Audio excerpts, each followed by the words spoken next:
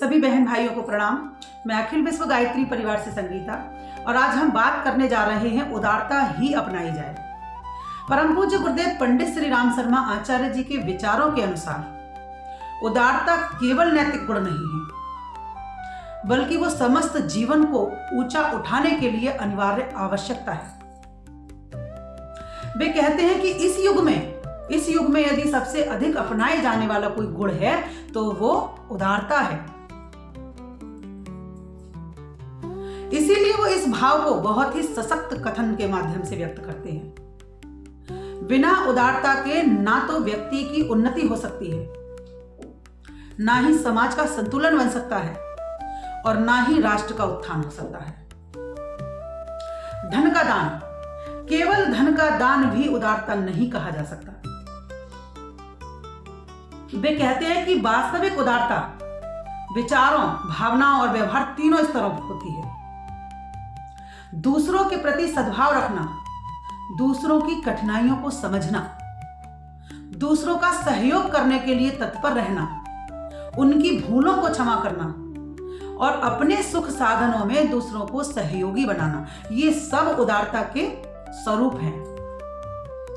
जब व्यक्ति सिर्फ अपने विषय में, अपने लाभ के लिए सोचता है, सिर्फ अपने लाभ तक ही सीमित रहता है, तो उसका जो जीवन होता है वो बहुत ही संकीर्ण, बहुत ही स्वार्थी और छोटा हो जाता है। उदारता मनुष्य को मैं से हम की ओर ले जाती है। आज हम देखते हैं कि अधिकांश लोगों में मैं भरा हुआ है। कहीं दान दे देते हैं तो कहते हैं ये मैंने दिया है,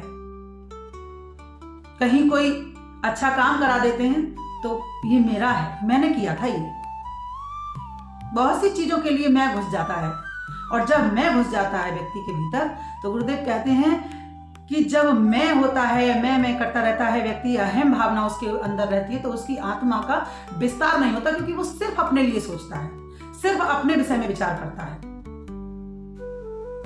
और जब हम हो जाता है, जब व्यक्ति दूसरों के प्रति विचार करने लगता है, दूसरों का कल्याण सोचने लगता है, दूसरों के हित के लिए विचार करने लगता है, तो उसकी आत्मा विस्तार कर जाती है।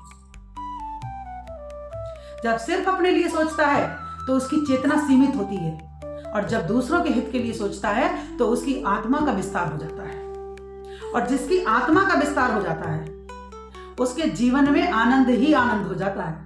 गुरुदेव कहते हैं कि उसका जीवन आनंद में और सार्थक हो जाता है। उदारता कोई कमजोरी नहीं है। कुछ लोग ये समझ बैठते हैं कि उदार व्यक्ति के लिए ठग लिया जाता है, उसका लाभ उठा लिया जाता है। लेकिन इस सोच, इस धारणा को परम पूज्य गुरुदेव गलत मानते हैं। वो कहते हैं कि ऐसी सोच और ऐसी धारणा बिल्कुल गलत है। क्यों? क्योंकि जो उदारता होती है वो विवेक के साथ जुड़ी होती है। जब हम किसी की सहायता करते हैं और उस सहायता से उसका उत्थान हो रहा होता है तो वहां पर उदारता आवश्यक है। लेकिन कहीं ढील देने पर अनाचार बढ़ रहा हो तो वहां जो कठोरता अपनाई जाती है वो भी उदारता का ही स्वरूप है। इसीलिए गुरुदेव कहते हैं कि विवेकहीन दयालुता और विवेक युक्त उदारता में यही अंतर है। समाज की प्रत्येक समस्या को, समाज की जितनी भी समस्या हैं, उनकी जड़ गुरुदेव संकीर्णता के लिए कहते हैं। वे कहते हैं कि संकीर्णता जो है वो समस्त समस्याओं की जड़ है।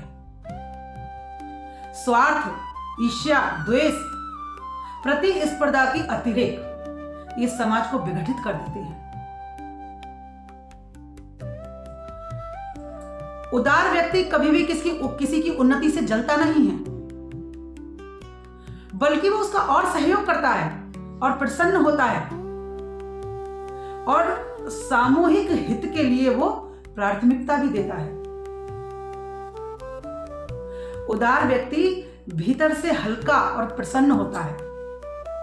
गुरुदेव कहते हैं कि उदारता व्यक्ति को भीतर से हल्का बना देती है और प्रसन्न बना देती है। शिक्षा के क्षेत्र में भी गुरुदेव उदारता के लिए अनिवार्य मानते हैं। वो कहते हैं कि शिक्षा यदि रोजगार और डिग्री तक सीमित रही तो वो अधूरी शिक्षा है। पूरी नहीं कह सकते उसके लिए। अधूरी शिक्षा क्यों है वो? क्योंकि शिक्षा का जो मूल उद्देश्य है, शिक्षा का मूल उद्देश्य चरित्र का निर्माण करना है, और चरित्र का प्रमुख अंग उदारता है। जब विद्यार्थी के भीतर साझा करने की, सेवा भाव की और सहानुभूति की प्रवृत्ति जागृत हो जाती है, तब वो वास्तविक शिक्षित हो जाता है। लेकिन यदि उदारता शिक्षा में ना हो तो बिना उदारता की शिक्षा समाज के लिए एक स्वार्थी और असंवेदनशील व्यक्ति देगी। व्यक्तिगत जीवन की जो मानसिक शांति का आधार है वो उदारता है। व्यक्ति छोटी छोटी बातों के लिए लेकर के बैठ जाता है, बहुत ज्यादा गहराई से। छोटी छोटी बातें हुई नहीं कि अरे उसने ऐसा कह दिया, और इस बात के लिए वो उससे महीनों बात नहीं करेगा, महीनों से नाराज रहता है। तो वो क्या करता है, वो दूसरे से तो नाराज है ही, लेकिन वो अपने लिए भी अशांति ही प्रकट कर रहा है, अपने भी मन का वो सुकून खो रहा है। तो गुरुदेव कहते हैं कि जो व्यक्ति छोटी छोटी बातों को लेकर के बैठता है, वो अपने लिए स्वयं ही कष्ट ले लेता है, स्वयं ही अपने लिए दुख बढ़ा लेता है। लेकिन जो व्यक्ति उदार होता है, जो छोटी छोटी बातों पर ध्यान नहीं देता, क्योंकि जो व्यक्ति उदार होगा उसका स्वभाव होगा कि दूसरों को क्षमा कर दे, तब वो दूसरों को क्षमा कर देता है, सेवा भावी है, सहानुभूति वाला व्यक्ति है, तो वो उदार है, तो वो दूसरों को क्षमा करना जानता है। तो छोटी छोटी बातों को लेकर के वो नहीं बैठेगा, और नहीं बैठेगा तो उसके संबंध भी मधुर बने रहते हैं, और अपेक्षा के बोधों से भी वो दूर रहता है। इसीलिए उसको तनाव मुक्त भी वो रहता है, तनाव भी उसको नहीं घेर पाता। इसलिए गुरुदेव कहते हैं कि उदार व्यक्ति भीतर से प्रसन्न रहता है और हल्का रहता है। उदारता जीवन में बहुत जरूरी है। परम पूज्य गुरुदेव की युग निर्माण दर्शन में उदारता का एक बहुत ही विशेष स्थान है। उदारता का बहुत बड़ा स्थान है। वो कहते हैं कि जो युग निर्माण होगा वो हथियारों से, धन से या सत्ता से नहीं होगा। किससे होगा वो होगा सेवा भावी, उदार और चरित्रवान मनुष्यों से। क्योंकि वो अपना समय, श्रम, ज्ञान और अपने संसाधनों का एक अंश समाज के लिए समर्पित करते रहेंगे, तो फिर सच्चा परिवर्तन होना भी संभव है। इसलिए गुरुदेव कहते हैं कि उदारता को टाला नहीं जाना चाहिए, उसको अपनाना चाहिए। आइए इसको हम एक कहानी के माध्यम से समझते हैं। एक गांव में एक माधव नाम का एक युवक है। सुख साधनों से पूर्ण नहीं है, उसके पास बहुत अधिक सुख साधन नहीं है, लेकिन उसका हृदय बहुत विशाल है। उसके गुरु ने उसको एक बात की शिक्षा दी थी कि उदारता अपनाई ही जानी चाहिए। उदारता मांगने से नहीं मिलती है, अपने आचरण में उसको लाना पड़ता है। और उस वाक्य को माधव गांठ बांध लेता है, अपने जीवन का मूल सूत्र बना लेता है। एक दिन माधव तीर्थ यात्रा के लिए निकलता है और रास्ते में उसको एक साधु मिलते हैं। ठंड बहुत अधिक है, साधु कांप रहे हैं, उनके पास कपड़े भी अधिक नहीं है, फटे पुराने कपड़े वो पहने हुए हैं। माधव सोच रहा है, एक पल के लिए उसने सोचा कि यदि मैं अपने कपड़े दे देता हूँ, उसके पास भी एक शर्ट है, वो भी उसने पहन रखी है, तो वो सोचता है कि अगर मैं अपनी शर्ट इसको दे देता हूँ तो इतना लंबा सफर कैसे कटेगा।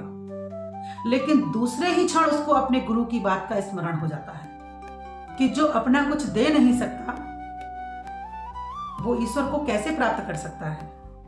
और वो एक भी क्षण गवाए बिना अपनी शर्ट को उतार करके साधु को दे देता है और शांत खड़ा रहता है, लेकिन उसके चेहरे पर एक अलग ही शांति होती है। साधु उसको देखते हैं, मुस्कुराते हैं और कहते हैं कि बेटा, आज तूने अपना कपड़ा दान नहीं दिया है, बल्कि आज तूने अपना अहंकार उतार कर फेंक दिया है। साधु इतना कहकर वहां से चले जाते हैं। माधव भी आगे बढ़ता है और एक मंदिर में जाकर रुकता है।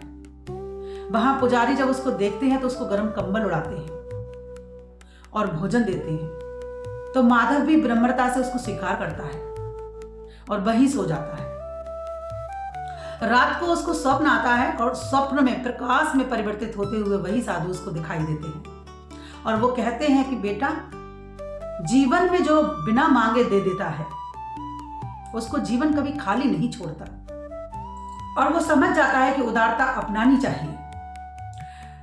इस अध्याय से परम पूज्य गुरुदेव पंडित श्री राम शर्मा आचार्य जी का भी स्पष्ट संदेश है और प्रेरक भी है कि जो उदारता है वो शरीर का शोभा है, जीवन की शोभा है। उदारता जीवन की शोभा है और आत्मा का विस्तार है और समाज का आधार है। वो कोई वैकल्पिक गुण नहीं है, उसके आगे कोई विकल्प नहीं है कि इसको नहीं इसको अपना लीजिए, इसको नहीं इसको अपना लीजिए। उदारता एक अनिवार्य आवश्यकता है, उसको अपनाया ही जाना चाहिए। उदारता ही अपनाई जाए इसका अर्थ है कि हमें स्वयं से शुरुआत करनी होगी। पहले हमें अपने आचरण में उदार बनना होगा और उसके बाद वही अपेक्षा हमें दूसरे से भी करनी होगी।